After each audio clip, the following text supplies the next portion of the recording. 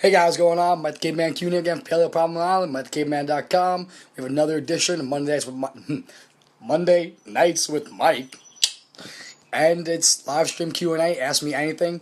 What I'm going to do is I'm going to pull up here on my phone, as usual, make sure that I can see your questions and comments. So let me pull this up real quick. Let's see. Phone wants to be slow, doesn't want me to get this going, but we'll see what's going on. Alright, so here we go. Now I can see what's going on. So while we're waiting for you to put your questions... We'll see what's going on. Let's try that again. Alright, so while I'm waiting for you guys to put your questions down below in that comment section, hey Jody, what's up?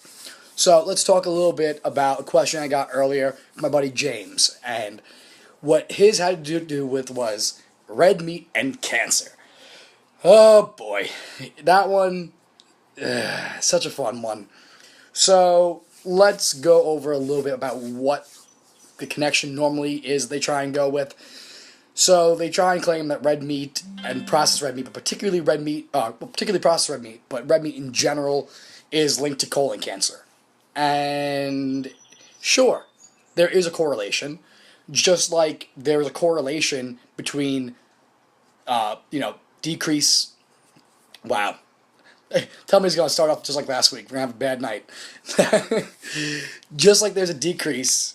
Hey, Murray, what's up? I had a funny joke and I just went and blew it. But there are a lot of things where we find correlations. So basically, there's a correlation between teachers having off and ice cream sales. Does in fact that teachers have off really mean that ice cream is being sold more, more teachers eat ice cream? No, it just means that it's summertime. Teachers are generally off in the summer, and more people are buying ice cream because it's hotter out. So that was a terrible analogy, but you get where I'm going with this. Essentially, Christine, what's up? But essentially, correlation does not equal causation.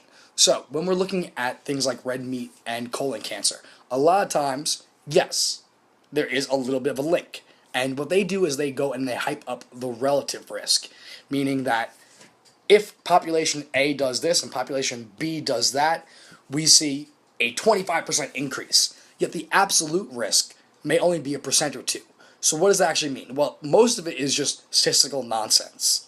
It is a mathematical game to make things sound better than they are, or worse in this case. And generally what we're looking at is maybe 1 in every 1,000.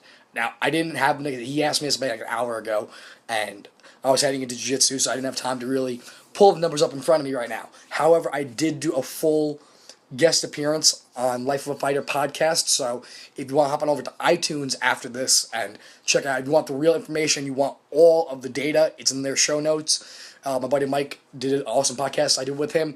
I was the guest on that, and we broke down the World Health Organization, all the science. We linked to the actual research itself and why it's garbage. But essentially, relative risk and absolute risk are not the same thing. And what that means, a lot of times, this research that's proving something causes this, which science doesn't prove anything but anyway, going back to the point. When you see a lot of that nutrition data, a lot of it's done epidemiologically. So what that means is it's done by observing people, because it wouldn't be very nice to take people and lock them away to do research on them. We kind of phased that out after World War II. We thought it was a bad idea. I couldn't imagine why. But the fact of the matter is that when we do randomized control trials, generally you need to, if we're doing it with a drug, let's say, so does drug A work better than drug B? Super easy. You give person drug A, drug A, give person 2 drug B, you randomize it, no problem. If you want to throw a placebo into that, you probably should. Otherwise, super easy to run that trial. If you're trying to do it in nutrition, it's kind of tough to say, okay, you get bananas and you get bacon. You might know what you're getting. So the other option is you give them not randomized, or rather, not blind. So it could be randomized. It could be you can go vegan, you can go paleo, let's say, and you can do that. But then you have to actually have the person be compliant. And that's problematic on the paleo end, it's problematic on the vegan end. Because you need the person to actually go home and actually do what they're saying. Now, the only other option is to basically lock people into a metabolic ward. And what that means is you say, okay, you come to my clinic, you can't leave. We give you the food that you get. Now, you could run that trials on people in hospitals for extended stays. You could do it on people who are in nursing homes. You could do it on people who are prisoners. You could do it on the military. The problem is that it's generally deemed pretty unethical. And I don't necessarily disagree. But that would be the only way you can actually run those trials properly.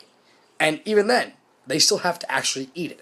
So the problem we're saying is when people are living out in the wild, free living populations, it's a lot harder to narrow down what the exact cause is. So when we're looking at a lot of those red meat and cancer studies, a lot of times we're looking at something called the healthy user bias. And what that means is, generally speaking, people that are concerned about their nutritional intake, they're probably exercising more. They're probably using less alcohol, drugs, and drugs. They're probably sleeping more. They're probably managing their stress better. Generally speaking, when someone is very, very predisposed to focus on one aspect of their health, they are trying to at least think about the other ones. So someone that's going to go on a diet probably is going to at least try to optimize the rest of them. And because of that, what ends up happening is in these observational studies, if you have somebody that is avoiding red meat because for the last 30 years they've been told, 40 years at this point, the 70s, last 40, almost 50 years, ugh, scary. Either way, if you have somebody for the last 50 years been told red meat is going to kill you, red meat is going to cause cancer, red meat is going to give you a heart attack, what's going to happen? At some point or another, you're probably going to stop eating red meat if you think it's going to hurt you and you actually care about your health. That being said, does that make it accurate? No, because that person who actually cares and says, no, I don't want to have cancer because as I'm going to avoid that red meat, probably is doing other lifestyle factors that are more beneficial overall. So a lot of that research, it's being done epidemiologically. We're following populations, and we see a small relative risk. We see a small absolute risk increase and a major relative risk. So the number that's reported though is the relative. It's like, oh, there's a 25% increase. Yeah, if you go from 14% to 18%, you're gonna get that jump. Hey, Tori, what's up? How you doing? So basically, the long and the short of it, when you see red meat cancer, red meat heart disease, all that nonsense, most of it is because it's based on epidemiological stuff. We're looking at a healthy user bias, so it is not solid data, period. If you want more information on that, if you want the real teardown of that, go over to Life of a Fighter, episode 16, that I did pull up. Hey, Tom, how you doing? All right, so we talked red meat and cancer now so far, healthy user bias. Let's get some questions, guys.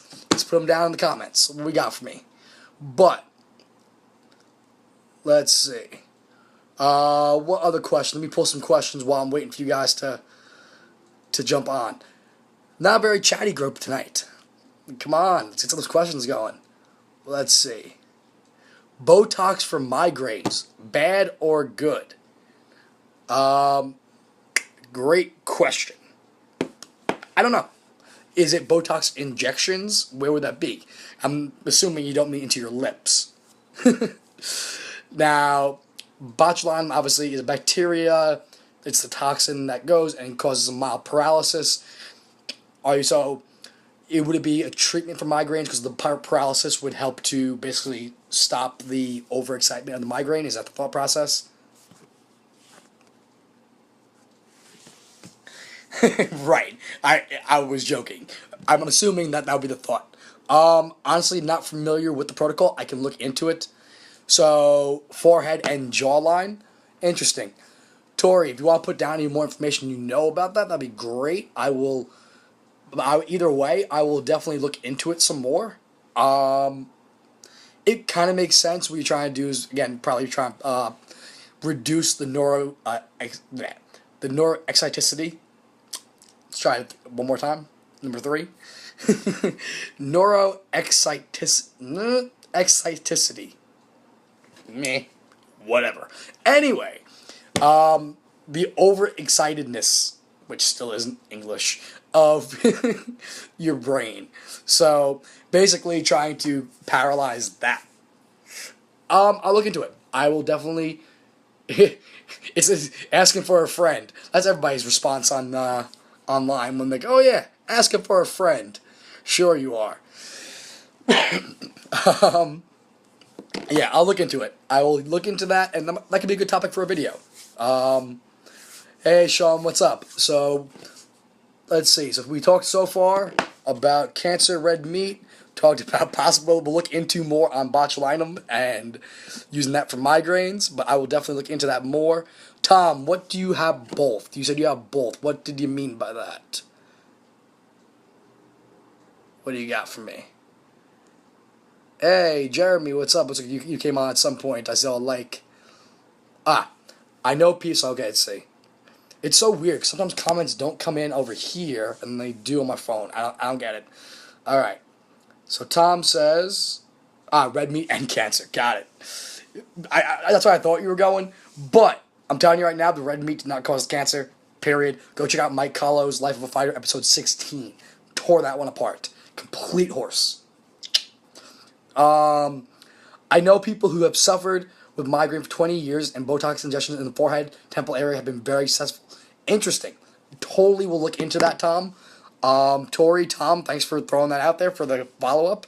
And Murray, thanks for suggesting that question. I think that'd be a great topic to cover on a video. I will look into it. Endometriosis therapeutic treatment. So, gets into a little bit of a squirrely neighborhood with that. It is a hormonal issue, hormonal imbalance. You could look towards progesterone-type creams. It's one of those things where I've talked about it before. I'm not a big fan of playing around with hormones. That being said, there are certain conditions that will see tremendous benefit from that. Endometriosis might be one of them, at least in the short term. What you are going to want to do is optimize your natural hormone production and the way it's being regulated. So, ways you can manage your hormone regulation, deal with stress. And as weird and as, esoteric as it is, your HPA axis will have roles in dealing with that. Not arguing, Jody. I'm not. Hold on. Like, it's one of those things where, Sean, thanks, brother.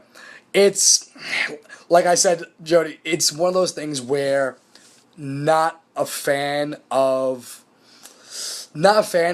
playing around with hormones in general, but in terms of certain conditions, there are some therapeutic uses. Kind of like thyroid hormones. Certain times, yeah. Mental conditions, mental health issues. I am very much anti-pharmaceuticals, but there is a point where, if it comes down to it, you gotta do it. Hormones ones are what I'm really not a fan of playing around with too much, but that's something you really want to talk to an endocrinologist about overall in terms of, from a dietary standpoint, reduce the inflammation, manage stress. Again, Sean, thanks, brother. Let's see, Murray. Now, Jody, I'll come back to the Murray and Tori's next questions.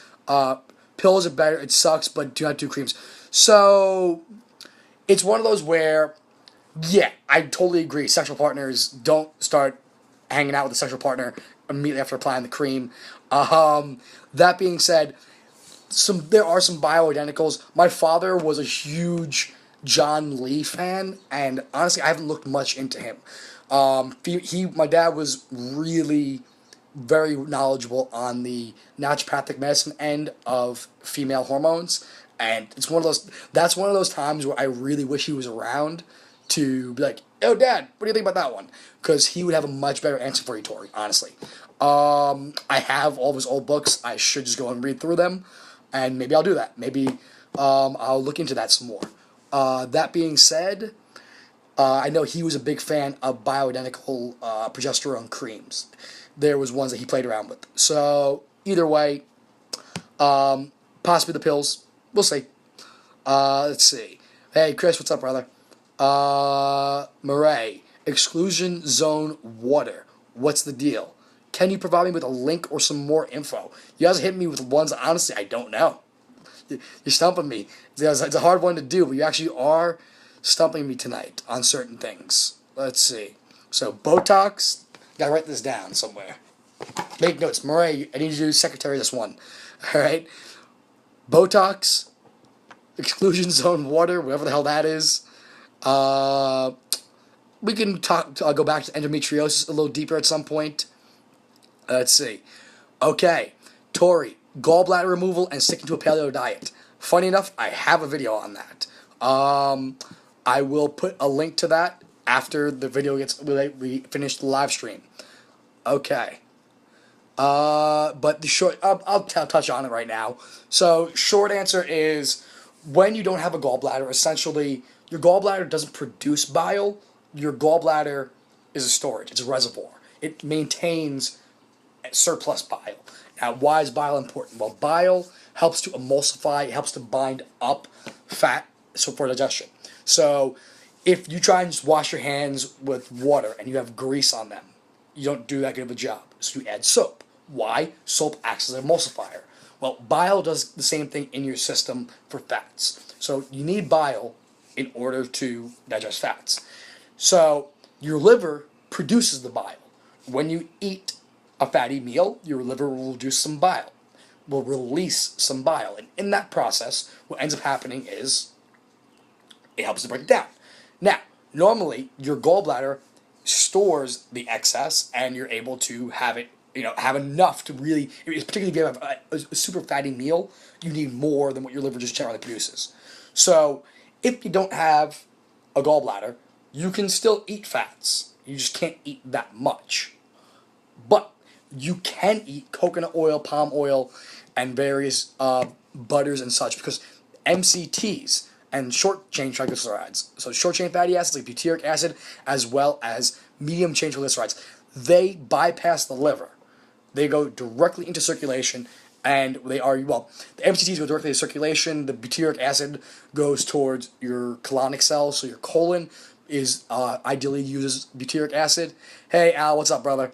So what happens is those don't really require bile to get broken down. They're already small enough to be just used as is. And as such, heavy on the coconut oil for people that are missing a gallbladder. Now, while paleo and other diets are generally low-ish carb, they are not inherently ketogenic. And as such, you don't necessarily need to be eating super, super high fat. So, if you are missing a gallbladder, provided you have a decent carb tolerance, you can up the carbohydrate intake. I would still probably do a lot of resistant starch, so cooking and cooling of starches, but I would include a little bit more fruit. I'd be very heavy on the greens and the other colors. That's vegetables, to be clear. And then from there, have more a little bit of the lean cut of the, have a little bit more on the lean cuts of meat, add in some coconut oil, and you should be good to go. Should not have any problems. So, okay, yes, eat your colors. That does not sound right unless you're into that. I don't know. Now, with butyric acid, could you go ahead and add gamma amino butyric acid supplements or osmosis? So, here's the thing. With that, GABA is different from butyric acid.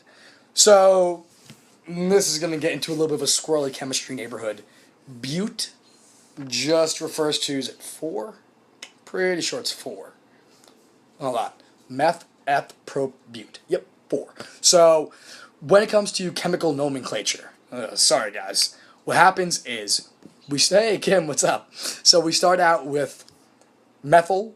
That's when you see methyl whatever or meth whatever, it means it's one carbon group. If we see ethyl, like ethanol, alcohol, 2 carbon groups. Prop, like propane, 3 carbon groups. Butyr means 4 carbon groups. So there's butyric acid or butyrate, which is what you find in butter. That's where the name comes from. Butyr is the Latin word for butter. It was first isolated there. Well, it gets in the butter because when the cows eat the grass, the bacteria in their gut goes and ferments it and produces butyric acid. Well, our gut does the same thing. And kind of circling back for a second, a major reason why fiber is associated with reductions in colon cancer is the butyric acid content. The fact that our colon cells, or rather our gut bacteria, eat that fiber and they go and ferment it and they produce it into butyric acid, which then goes and repairs colon damage. Make sure that the colon cells are firing all cylinders. That being said, while GABA does contain the word butyric acid, it's not exactly the same thing. Beta-hydroxybutyrate, beta-hydroxybutyric acid, is another one. That is one of the primary ketone bodies. In fact, it's the most physiologically active ketone body. So if you're testing your blood ketones, what are you testing for? Beta-hydroxybutyric acid. So that's BHB. That's another one. There is an alpha-hydroxybutyric acid. So that one is a little bit of a precursor.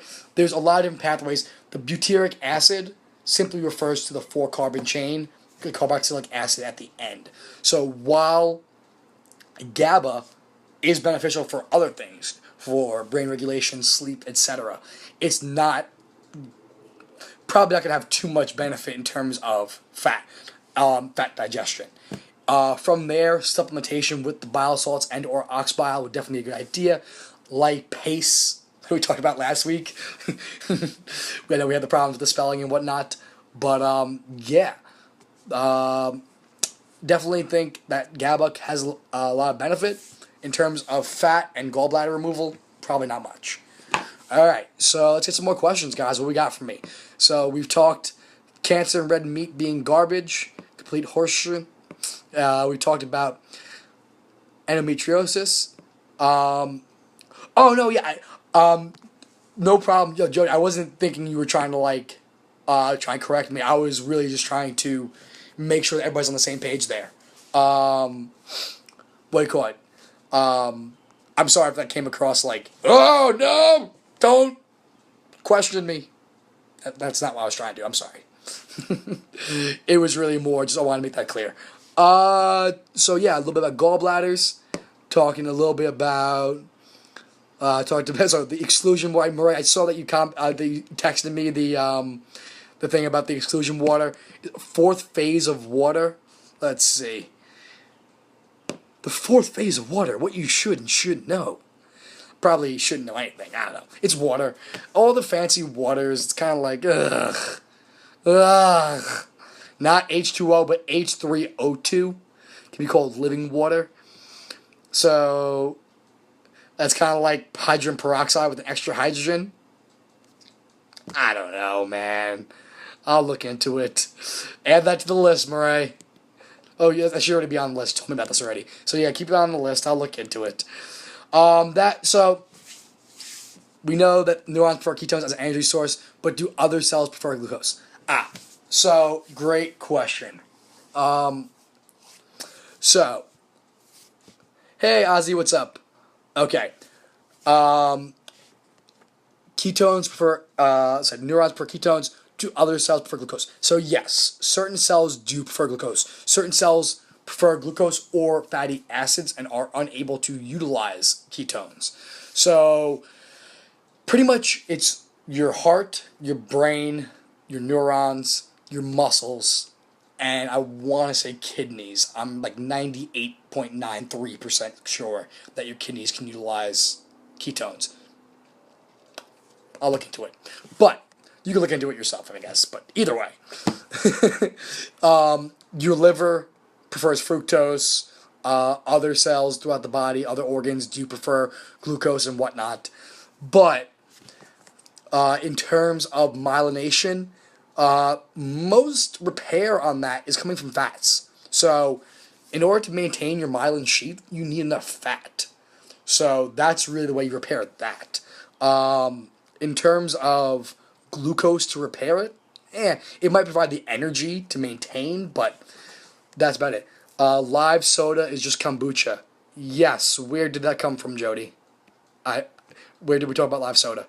I don't know. What's up, Kale? How you doing, brother?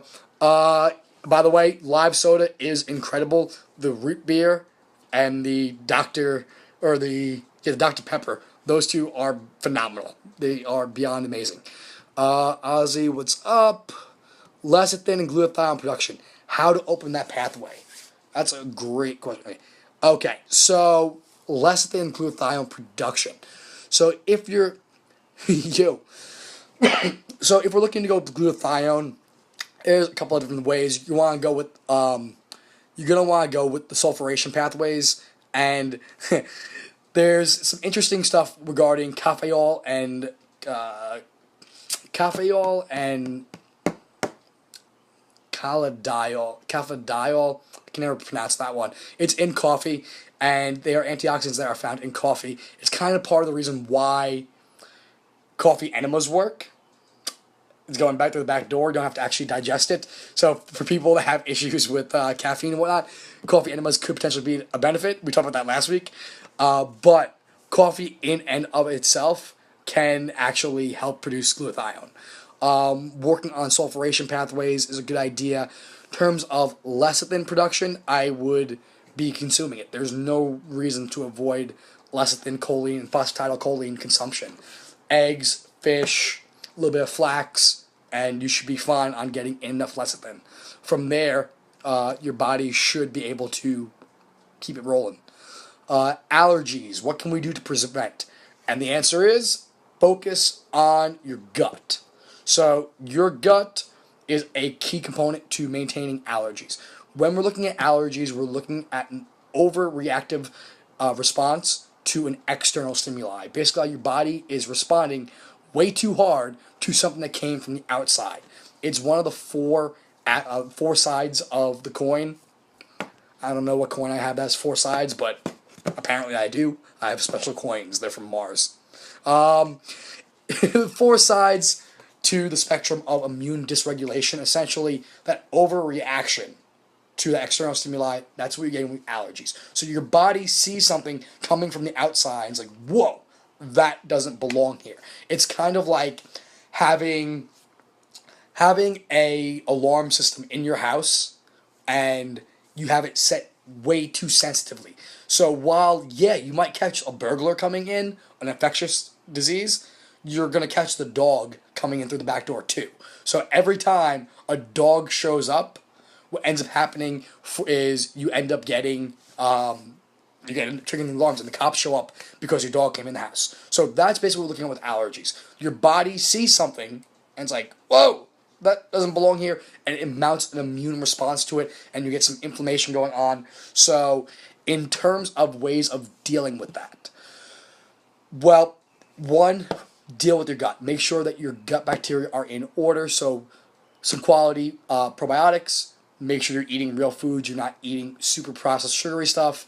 From there, and this is where it gets into a little bit of a squirrely neighborhood, fermented foods may or may not be beneficial for you because they do contain things called histamines. And part of that inflammatory response is histamines. And what do you take when you have allergies? Antihistamines. So it does get into a little bit of a squirrely neighborhood. But from there, some quality fermentable carbohydrates, so fibrous vegetables, resistant starch, different ways of going about that. Other things you might want to look at are some raw local honey. The reason being is that it's been exposed to the same types of allergenic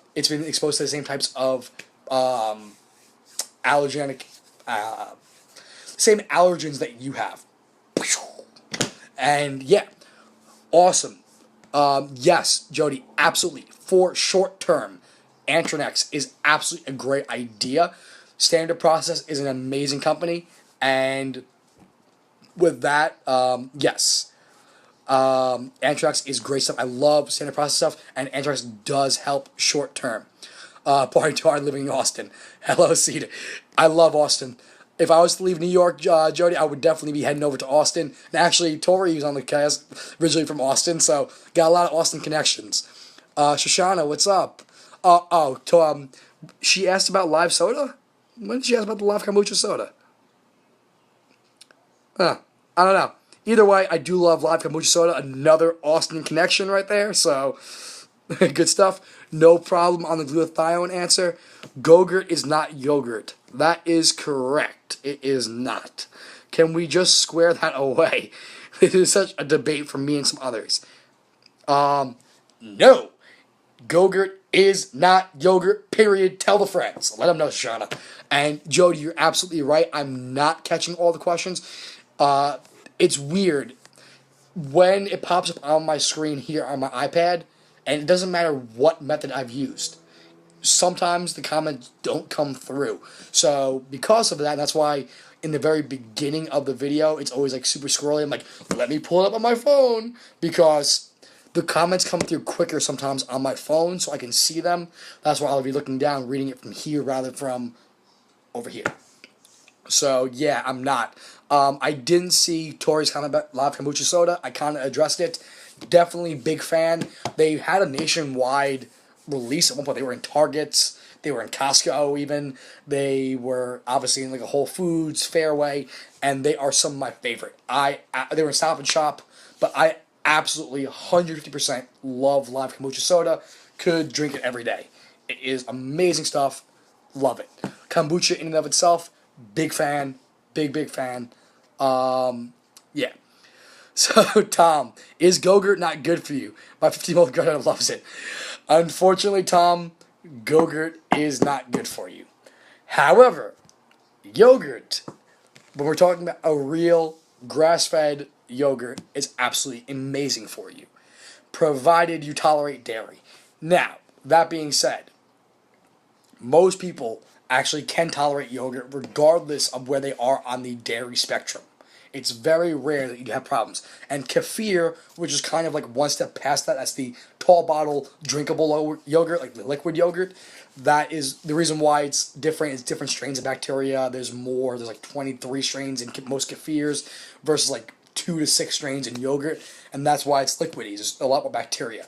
There's actually been some interesting research that shows that kefir given to people that are lactose intolerant can actually induce or cause lactose tolerance, meaning those who are unable to digest lactose after having kefir can start breaking down lactose. So they can actually start drinking milk. It's actually incredible. So regarding yogurts, the biggest problem, particularly the Go-Gurts in that case, Go-Gurts, Yoplays, Dannons, all that nonsense, the problem with it is that they're adding sugar after the fact just to make it taste that much better. When you're having yogurt, when you look at the label, what's going to happen is it's going to say like 12 to 13 grams of sugar. If it only shows 12 to 13 grams of sugar, that is a good thing.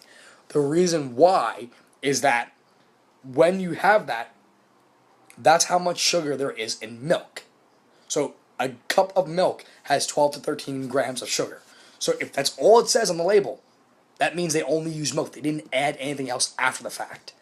Now, because the bacteria need to eat something to live, what do they eat? They eat that lactose. So, what ends up happening is you're not really going to eat that much sugar. So, yogurt really isn't that heavy of a whack. So, the quality ones, the ones that taste super tart, super acidic, why? Because the bacteria ate the sugar and they produced acids. They produce organic acids, and that's why it tastes sour. Sour is our body's response. It's our body's way of tasting an acid. So if something is acidic, it tastes sour, right? Citric acid, citrus fruits and stuff. That's where that comes from. So that's our body's way. The more acid there is, the more sour it is. Now, all of that to the side. When it comes to those yogurts, if it tastes sour, it's probably a good thing. To be clear, don't eat bad yogurt. What I mean is, you open it up and it doesn't taste like super sweet like a Dannon or a Go-Gurt. That's what we're talking about, a good thing. Hey Sam, what's up? Alright. So Shauna says, apple cider vinegar with a shot on a daily. So many people are saying it's a great cleanse, especially the gut for allergies, nasty stuff, but the answer is, talked about it a couple times now, the answer is yes. Definitely big fan apple cider vinegar in terms of a lot of things. You can go tablespoon to a shot, which is basically 3 tablespoons at a clip on a daily basis. No problem. I like that. That's incredible for heartburn, as crazy as it may sound. Shot of lemon as well. Lemon water and apple cider vinegar together or separate are both excellent ideas for similar reasons. If you are dealing with heartburn, you don't have enough stomach acid, that will help to replace it. So that's actually how it's going to help your gut. is it generally will help to recreate the stomach acid, and in the process, it's going to kill the stuff that's getting through that shouldn't be getting through. The pathogenic bacteria that are getting through because your stomach acid is too low are now going to be killed on the way in. It's going to help with the production of it. That's a small part of it. Joe, what's up, brother? How you doing? All right, so apple cider vinegar or lemon juice or shots of lemon, either way, great ideas. Assuming you start with low dose, Murray, I'm assuming that comment is in regards to kefir and lactose tolerance, and provided that is the case, yes. I don't have the numbers in front of me in terms of what the protocols were in terms of inducing inducing lactose tolerance using kefir. I can pull up a study afterwards to give you the exact dosing, but yeah, I probably wouldn't jump in. But I'm just going to drink a quart of kefir now. No, but starting low, maybe a half cup, quarter cup of kefir, and building up the tolerance there. The fact of the matter is, research has shown, or at least it's indicated, that kefir can be beneficial for reintroducing lactose to the diet. Now, all that being said, should lactose be a predominant part of your diet? No. But if you use the kefir and or yogurt to reintroduce it, you might be able to get away with certain softer cheeses that still have a lactose content. Because hard cheeses generally don't have any lactose left, whereas soft cheeses will. So if you are lactose intolerant and you wanted to try to get a little bit of cheese in, kefir might be a way to do it. Don't think I'll experiment anytime soon. Had enough experiments over the last few months. Really? I didn't think so. I thought you were going to jump right into the next one. Yeah, in your case, I'd probably say let's steer away from testing that theory. So for now, we'll work on it. So yeah, guys, we are at 36 minutes. We're actually a little bit past what we normally go through, but we started out slow. But then a lot of people jumped on. You guys are asking great questions. Just quick recap on some of the things we talked about, some of the things we're going to cover now in the future. But cancer and red meat, we talked about that, why it's horse. We talked about Botox. We're going to look into whether it works for migraines. Looks like it might work if I had some follow-ups. Talking a little bit about endometriosis, a little bit about gallbladders. Talk about the differences of a little chemistry on the difference of butyric acid, different types, whether it's GABA or BBHB or all the rest. Talked about, let's see, live kombucha soda and how much I love it. A little bit of glutathione production, allergies. Talked about Antranex being awesome for allergies. Yep. What else? We got Go-Gurt being crap. Apple cider vinegar and lemon being good. Guys, we got a lot of good stuff going. I got time for maybe one more question. Who's going to get it? Who's got the last question? What do you got for me? While I'm waiting for one more, as usual, guys, love you guys for stopping by. I truly appreciate the support. A lot of you guys are my regulars. Some of you popping in new. Either way, truly love it. If you haven't already, over on YouTube, you can go and subscribe over at youtube.com/Mike the Caveman. Straightforward. Otherwise, Instagram, put the stuff up every day, put a little inspirational stuff. I keep threatening to do more stuff on MikeTheCaveman.com. Probably going to do that at some point. The problem is my doctor and, crazy hours and schedules with clients. It kind of throws me off. But I have had people suggesting I do a takedown of Bill Nye's new series. Apparently, there's a couple of videos that I really should show Bill being crap. Hey, Coach Ray, how you doing? Is it ethical to give it? Joe, I feel like we had this conversation before. Is it ethical to have a 12-month-old whiskey for sleep? Probably not. Asking for a friend. I'd probably stick to the CBD, which we've also talked about before. All right.